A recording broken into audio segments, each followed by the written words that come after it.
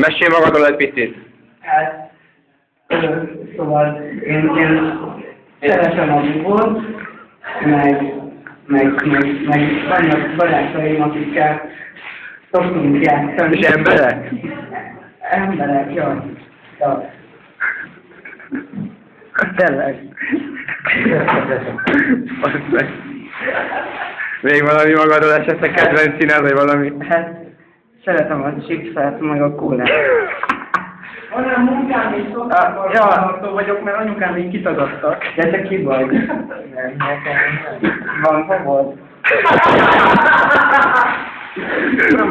Most komolyan. Hogyan passzomban nézel ki? Nekem nagyon sok XP-m van már. Traktorod van otthon? Mi? Traktorod. Nem. És otthonod van? Otthonod van? Parancsolj. Otthonod van? Persze, van egy számítógép, amit Szoktál bobozni? Igen. Van. 360. Most megyek kamerám. Jaj, forduljak. Aha, légy. És viseleted az szokásos, vagy ez ilyen különleges a... Vagy ünnepi, vagy elegáns? Nem, hát egyszer így szoktam.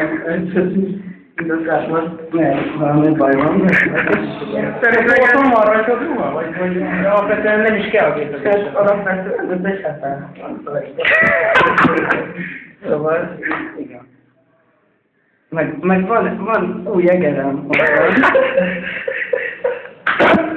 Mert világít, meg van rajta ide UV, meg minden. Szereted a kázasságot? Nem, én babozok.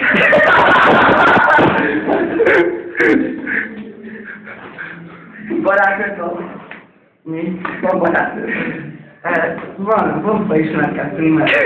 És megfogtad már a kezét? Mióta jártok? Ja. Találtam most. Mesélj Night-et, vagy élő volt? Night-et. Azok nagyon jó. Ja, én is nem bírom. És mit szoktál csinálni, amikor nem bózol? Szoktam lenni a haverokkal. Tényleg? Bulikon. És mit szoktak csinálni a bulikon? Bogottul.